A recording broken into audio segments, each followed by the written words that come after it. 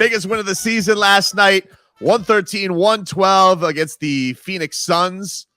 No Chris Paul for the Suns last night. No Tyler Hero. He remains out. You worried about Tyler? It's been 4 straight games with this ankle being out. Spo says ankles are tricky. I'm worried about everybody, man. It's weird. It's weird. Like anytime you hear high ankle sprain or bone bruise, that is the definition of not knowing when that person ever is going to get back. Well, either way, the Heat get themselves a victory yesterday. They flipped it on its head. Big comeback in the fourth quarter. Defense was I love when the Heat do that, dude. When they get after it and they just they start taking the ball away from fools and getting out on the break. That's my faves. I love that so much. And I thought that, we saw a lot of what the best version of this team can be when it gets after teams like that. Just Jimmy, Bam, Caleb yesterday, 5 of 6 from downtown. He was lighting it up. Was really, really great. But the two stars were your 2 stars, Bam and Jimmy. Jimmy got it done on defense. Bam getting it done on both ends. And he was really, really just attacking the basket with a plethora of moves. How about that spin move, Leroy? The spin move and one by Bam. That was pretty. Yes, sir. That was pretty. And Eric Spoelstra after the game, he's talking about Bam and then relating him to Jimmy. I got the goosies, dude. I'm not going to lie. Here's Eric Spoelstra on the podium afterwards. He's just such a key player. He's such a winner. He's an absolute winner. He can morph into so many different roles for us, where he makes it look so much easier to the average fan. Everybody just wants him to score 40. That's not necessarily the whole deal, but him being understanding how to read defenses and what's necessary for this team and when to be assertive, when to create for others, when to set screens for guys. Look, I've never coached really somebody where there's been so many different responsibilities and then so many opinions about what he needs to do. And basically it's all about that final line of the box score.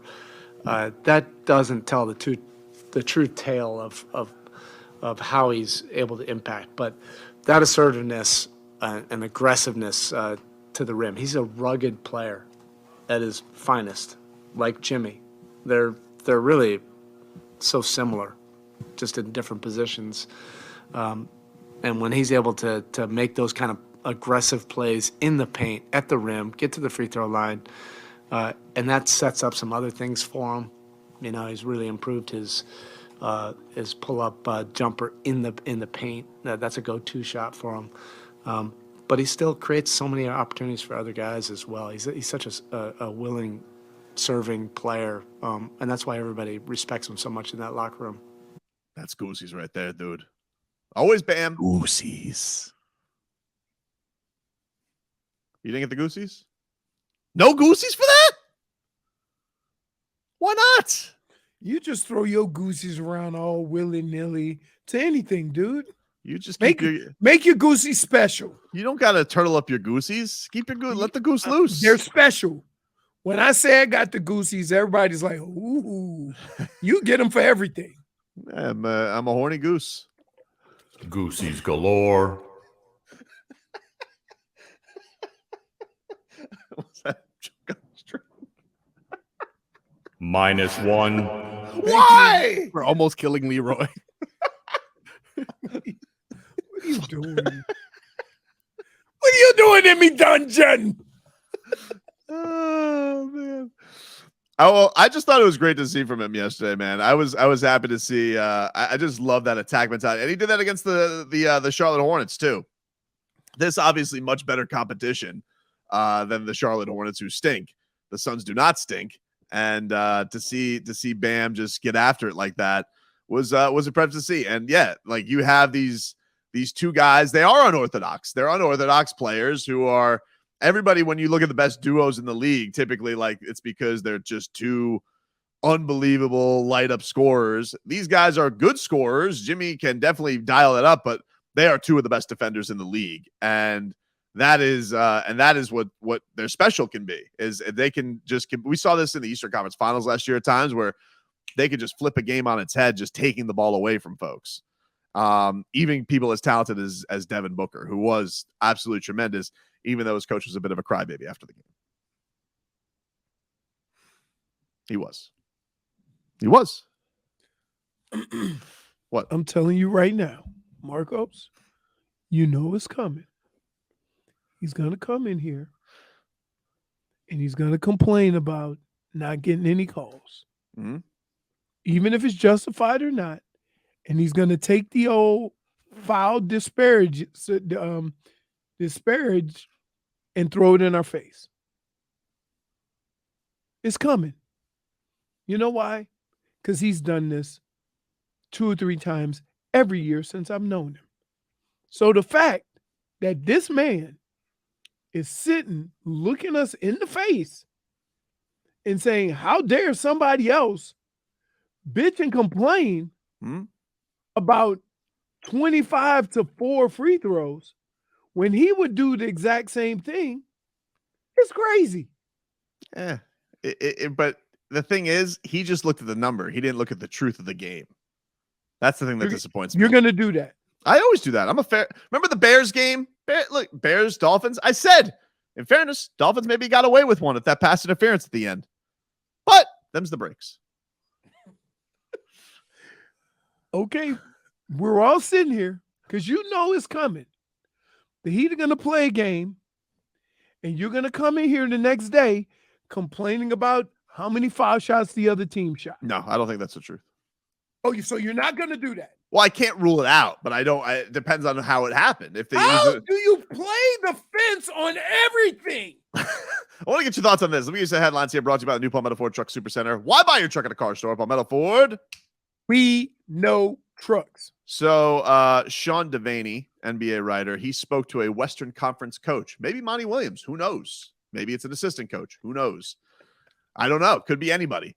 But this is what the coach had to say. He had some thoughts on the Heat's best players, and especially Jimmy and Bam, which I thought this was a fascinating thing to come out before yesterday. But he said he thinks that the Heat, for their best chance to win, Bam has to be their best player, not Jimmy Butler. Here's what he says. Quote, I've thought, even going back to 2020 when they were in the finals in the bubble, that the only way they can win a championship is if Bam is their best player. Now, in fairness to this guy, Bam was their best player in the Eastern Conference Finals. He was not healthy in the finals. Jimmy was amazing. Just food for thought there, coach guy. He says, really what they need, when he is aggressive and playing with force, man, he can do everything on both sides of the ball, but he's really reluctant to demand that, and they've always been reluctant to sort of push him into that role, whether he likes it or not, because what you get from Jimmy is great. He's a fun player to watch, but man, he has to work so hard for everything that he gets. Everything. All credit in the world to Butler, because he does work at that, and he's not afraid of doing the work. They're paying him $145 million over the next 3 years, and he's 36 until he's 36. So they can keep doing that. But the problem is, somewhere along the line, you need Bam to pass him on the food chain, and he's not going to pass the guy making $50 million. What do you think of that, Leroy? The idea that the Heat need a food chain shuffle, in that this needs to be more of Bam's team as opposed to Jimmy's team, especially on the scoring, and I guess what this coach is inferring. Do you think that for the Heat to reach their peak, that needs to be the case? I do. But here's the thing that goes unnoticed is that what you ask Bam to do on the other end is so extreme and unique to this team that he doesn't always have the energy to be that guy on the other end too. And so you have to figure out, okay, we may be able to get away with, Bam not being the guy on the offensive end, but we can't get away with Bam not being the guy on the defensive end. No, you can't. And so from that standpoint, when these guys come in and look at the Heat and all they look at is the numbers, and they say, Bam can do so much more. I believe that too. But you also have to understand what this team asked him to do on the defensive end is far greater than anything they will ever ask him to do on the offensive end. I don't like some of the comments that are coming in, because someone says if Tobin was a Marvel superhero, he wouldn't be Ghost Rider, he'd be Fence Rider. That's not true. That's not true. That's a good one. Go to hell, Mr. Rips. Nick X says that I'm going to name fishing lures after Tobin, call them Mr. Wiggles. Yep. Point for Twitcher. Here's what I think. This is I don't necessarily disagree the coach's thought there. I don't think that it's not that I don't think Jimmy Butler can be the best player on a championship team. He's been very close. No. He didn't say that. He said on this team. I don't think that's necessarily the case. I think that if Bam ups it a little bit, I think that they're going to be contenders yet again. I think the place where Bam has to grow, and I don't know when this comes because he's only 25 years old, and he's still grasping all this. Like when you see him get out on the break and run and do that freight train stuff, that definitely needs to always be there for him. He needs to realize that. But in the playoffs, when that game slows down, and why Jimmy is such a dynamic player in his ability to get to the free throw line, isolate, basically bully anybody to get buckets whenever he wants. That's what makes him, and he can do that when the game slows down. That's where Bam needs to take the leap. And I don't know when he's going to be ready to take that leap. I think that's still stuff that's polishing off because, and Jimmy didn't necessarily have that at 25 years old either. So I don't know when that's going to be there where Bam can say, hey, give me the ball. Everybody get the hell out of my way. I'm going to need to go get you a bucket here. I'm not saying that he can't do it. I just don't know when that time is for the Heat to pass the torch like that. But look, essentially the Heat did this with D-Wade and LeBron. Like the first year, it was pretty your turn, my turn. And D-Wade eventually handed the reins over to LeBron. He says, no, you need to be the guy. I know they're both better players. I get that. But I'm just saying like there had to be a discussion between them of who's option A, who's option B. Do you think that happens this year between Bam and Jimmy? I don't notice it. I don't necessarily think Jimmy would be. I don't know if he would be against it just because he's making a lot of money. I don't think it's necessarily that like passing. Like I don't think this team operates with passing the mantle to somebody else, right? I think they just, they see a guy doing well and they feed him. The problem is I sometimes wonder if even the other guys on the team understand, that Bam's not even close to his true potential yet. You see parts of it each year, but at some point, it's going to become how this team is successful has to do with what Bam does. This was Jimmy on after the game on Bam's success yesterday. I think you really got to pay attention to everybody. Bam is always looking to get everybody involved, but then whenever he's attacking in the open floor, you got to guard the shooters. You got to know where Caleb is when he's cutting, when I'm cutting, and then it just gives Bam free range to be aggressive and get to the bucket, get to the free throw line, and to the midi if he wants to. So when he's playing like that, we're very difficult to beat. And on top of everything else, he's back there and being an anchor of defense. So it's a tough job to do, but he handles it well.